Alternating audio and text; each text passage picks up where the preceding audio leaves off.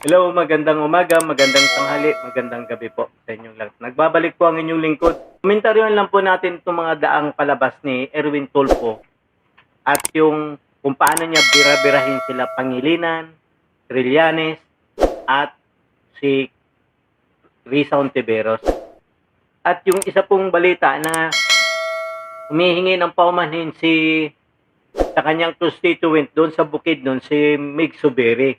Dahil daw di umano, tinraidor siya ng apat na senador na sila Bongo, Jaime Marcos, Robin Padilla, at sila Pato, mga kababayan. Mapagtanim pala ito ng sama ng loob si Mig Zubiri, mga kababayan. Akala niya siguro mananatili naman siya sa pwesto pagka Senate President. May panahon po talaga napapalitan ka kasi mag-iiba po ang presidente. Siyempre, nung panahon ni PRRD, nakuha kanyang Senate President, so pinalitan ka rin pag-upo naman ni Marcos, pinalitan ka ni Chis Escudero. Bakit? Nung bang pinalitan si Chis Escudero ni Tito Soto, may narinig ba kayo kay Chis Escudero na may nag-traitor sa kanya? Itong hayop na ito na si Mig Zubiri, para bang nagmamakawa doon sa Bukidnon na sinusukan na siya ng Bukidnon dahil itinatakwil na siya dahil sa pag-traitor niya sa mga Duterte. Pakinggan lang po muna natin itong favorite song ng ating kagalang-galang na presidente. Bangag, Marcos bangag, bangag, Marcos bangag, Marcos bangag, bangag, Marcos bangag, Marcos bangag, bangag, Marcos bangag, Marcos bangag, Marcos bangag, bangag. Yan po yung favorite song ng ating kagalang-galang na presidente, mga kababayan. So, komentaruhan lang na natin itong ni Erwin Tulfo nung nasa radio station pa siya, mga kababayan. Kung paano niya banatan sila Risa Ontiveros, Trillanes at Kiko Pangilinan, mga kababayan. Pakinggan lang natin.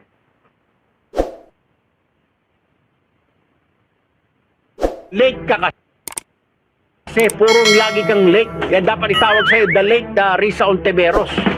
Lagi kang late. Akala ko dati pag senador pag naboto sa Senado matatalino. May mga bobo rin pala. At ito po yung dalawang pinakabobo. Tipid mo, mga kababayan. Ikaw naman Yeah, ito yung mga kababayan na sinasabi ni Erwin Tulfo na pinakabobo si Risa Ontiveros. Ayon mismo kay Erwin Tulfo yan. Pero ngayon magkakampi sila. May sinasabi ba si Risa Ontiveros kay Erwin Tulfo ngayon? Magkasama sila. Pero kung paano niya itong batikusin at suplakin sa kanyang programa doon sa estasyon ng radyo, ganun na lang. Ngayon, para bang sila na yung pinakamatalino ngayon na mga Tulfo doon sa Senado ngayon. Ito yung si Ben Dalo, mga kababayan. Kaya nakakalungkot na. Pakinggan lang po natin muna siya. Pero mapunta tayo sa inyo, ganun din, ha? Bukas yung linya ng aming telepono so that you can explain. BOSSING. Alright? Kung ayaw mong tawagin kitang bossing, madam, Senator BOSSING, you can call our landline. But please, can you please tell me and tell my listeners, ito mga nakikinig sa atin, nanonood sa Facebook. Madam, ang galing-galing mo magsalita, isole yung 60 million, isole. Now let me ask you this. Ano na ho nangyari doon sa pinapasole naman sa iyo ng Commission on Audit noong 2017, noong 2015, nung ikaw ay Board of Director ng PhilHealth? Umabot sa 1,760,000 na mga bonus at allowance ang pinamudmud ninyo sa mga sarili ninyo dyan sa PhilHealth bilang mga opisyal. Yan, tingnan mo, mga kababayan. Ito harap-harapan binabanatan. Pero ngayon magkakampi sila ni Risa Ontiveros, mga kababayan. Sana mga kaluluwa nito, mga kababayan. Sana mga prinsipyo nito, mga taong ito, na isinusukan nila nung araw, ngayon magkakampi sila.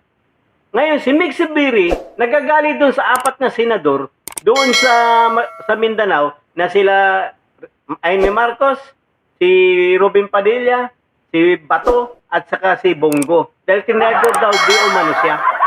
Ang akala yata ni Mig Zubiri, mananatili na siyang Senate President habang buhay. Yan ang nakakalungkot. May palitan po yan. Hindi ka dapat magtatanim ng sama ng loob. Mr. Kagalang-galang Mig Zubiri, iyakin ka pala. Mig Zubiri. Pakinggan na po muna isa pang banat ni Erwin Tulfo naman ito sa kay ano po yata ito, Pangilinan, mga kababayan. Ito, tingnan naman po natin ito. Kung paano niya banata naman si Pangilinan dito, mga kababayan. Makinig ka sa akin. Alam mo, ha? Dahil sa batas mo na yan, ang dami mong mga minor de edad na kriminal ngayon. Paano? Mang-rape na. Tatawagin lang. Tali ka rito, oy, itong anak mo may ginahasa. Iuwi mo na ito at pangaralan mo, ha? Itong anak mo nang hold up. Pangaralan mo, ha? Ano yon? Ay, ayaw na ho namin, matigas ang ulo. Pwede ba? Diyan na lang sa inyo, sa rento. Salamat, Senador Kiko Pangilinan. Dahil sa batas mo yan, malaki ho ang tulong. Malaki ho ang naitulong na magka-stress ang sambayanan. Alas 10:40. Sipin mo mga kababayan, ganyan sila kalupit mga kababayan. Ito naman yung iyak ngayon ni Mig Zubiri doon sa Bukidnon mga kababayan. Na sobrang pagtatampo niya sa mga taga Mindanao na senador na si Bongo at si Bato. Pagtatraidor daw di umano sa kanya mga kababayan. Pero ito hindi makalimot mga kababayan, kaya daw siya lumipat sa minority. Pero nakakala yata ni Mig Zubiri na kung siya habang Senate President siya, hindi na siya mapapalitan. Mapapalitan po. Kasi nga po, binabanat-banatan nila si PRRD nung panahon na ito eh. Kasi mga loyal kay PRRD yun, sila Bato, si Bongo, si Aimee, si Robin. Eh bakit naman sila isasama pa kay Mig Zubiri kung binabanat-banatan nila yung amo nila? Tapos ngayon, iiyak-iyak ka nung sinusuka ka na ng Bukidnon? Kahit ano, dapat mga kababayan, huwag nyo nang iboto ito. Kahit gobernador, mayor man ang tatakbo niyan, congressman dyan sa Bukidnon. Kasi wala naman ito eh. Mga cronies lang ito ni Marcos Sr. noong mga panahon ng mga tatay nito. Sila Gatchalian, Yato sila Zubiri, mga cronies lang ito. Hanggang ngayon, cronies pa rin ng mga anak.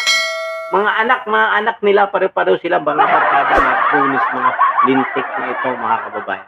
Tapos nagtatambo pa. Iyakin ka pala, ha? Mig Zubiri, na tinanagdor ka ng mga taga Mindanao? Sino kaya nag-traitor sa kanila? Di ba?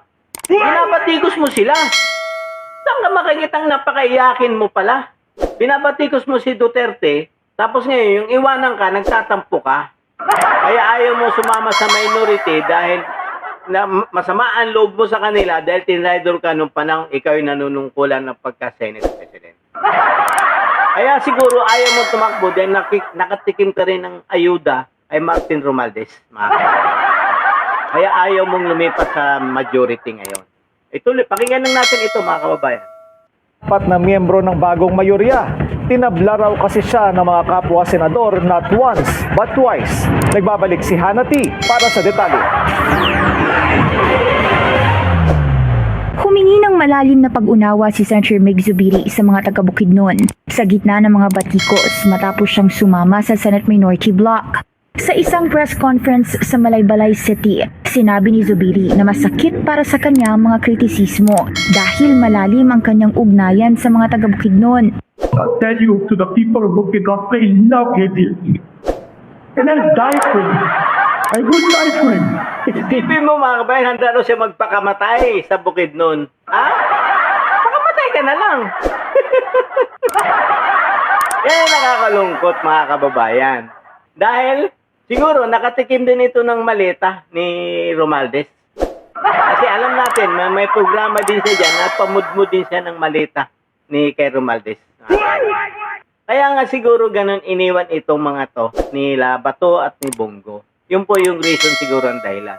Kasi nung pumunta yata si Romualdez sa Bukidnon, yan ang pinamudmud. Naayudahan din pala ito ni Martin Romualdez, mga kababayan. O, ituloy lang natin si Mig Zubiri, mga kababayan. Huwag nyo nang iboto ito, mga taga Bukidnon. Kahit mayor, gobernador, o congressman man, walang may dudulot na masama ito. Iyakin pala ito. Pag hindi nasunod ang gusto nito, magtatampo sa iyo ito. Malalim magtanim ng galit ito. Mga kababayan, kahit na inaapi na yung bayan na ang nilulustay, mas gusto niya sumama doon sa mga magnanakaw ng maleta. Mga kababayan. Mali-malita na ang ninanakaw sa gobyernong ito, mas gusto niya doon. Diba? Saan ang prinsipyo nito?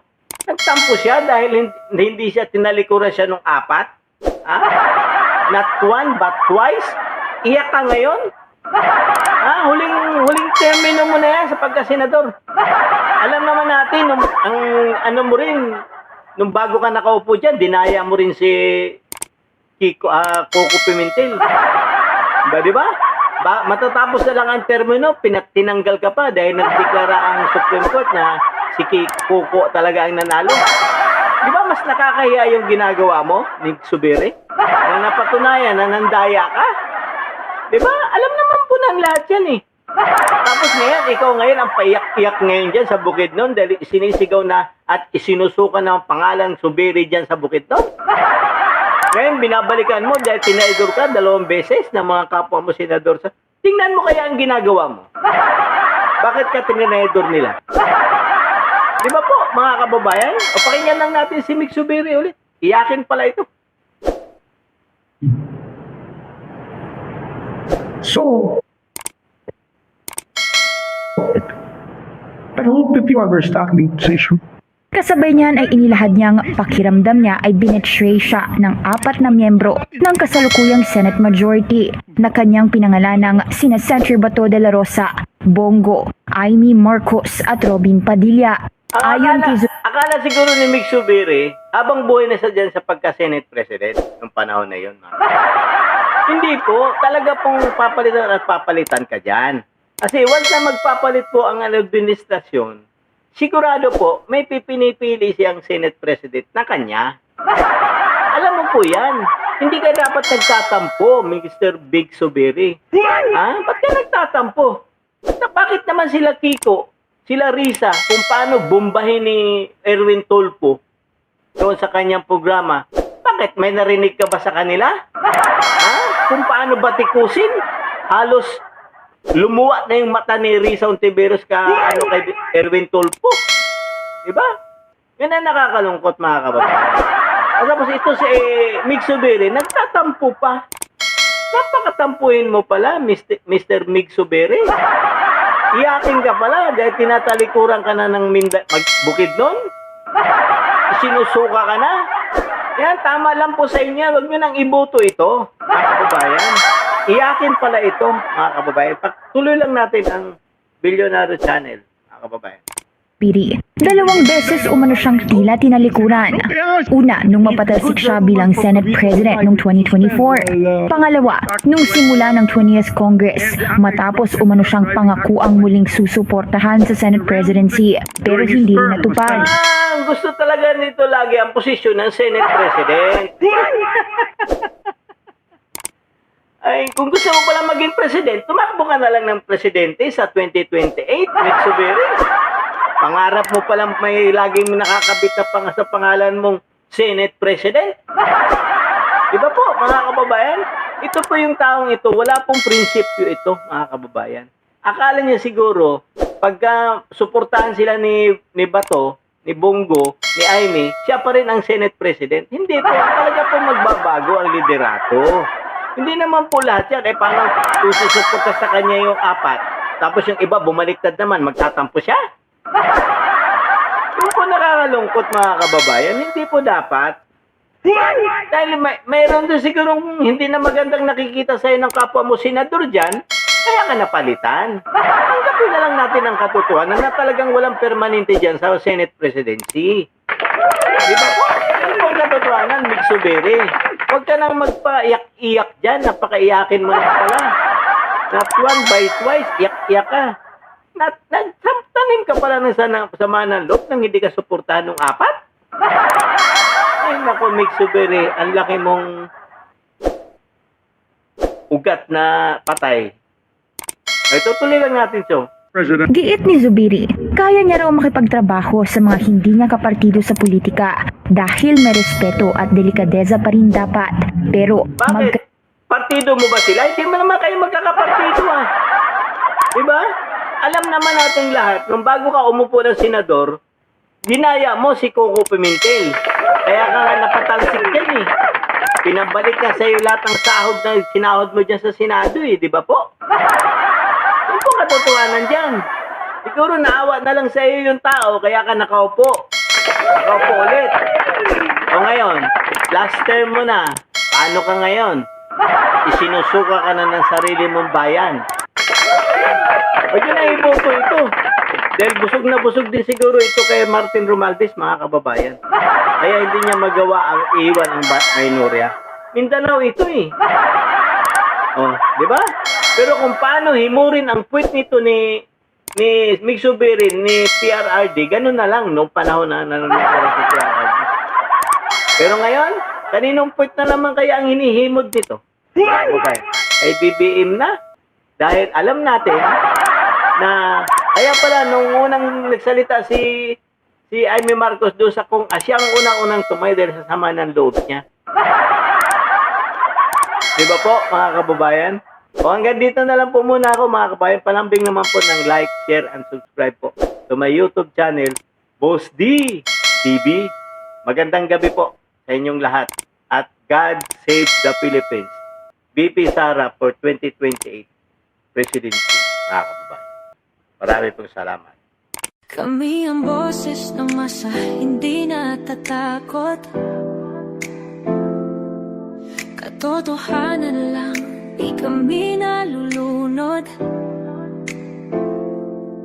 Walang bahid ng sismis, lahat ay totoo.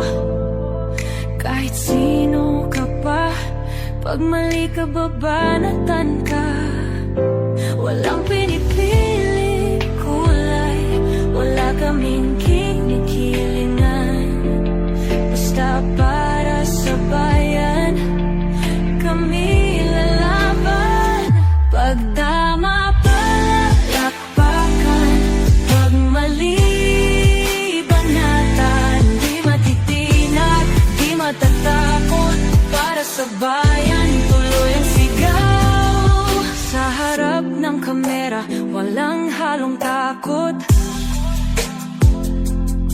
Mga baluktot, lahat kayo'y tuwa.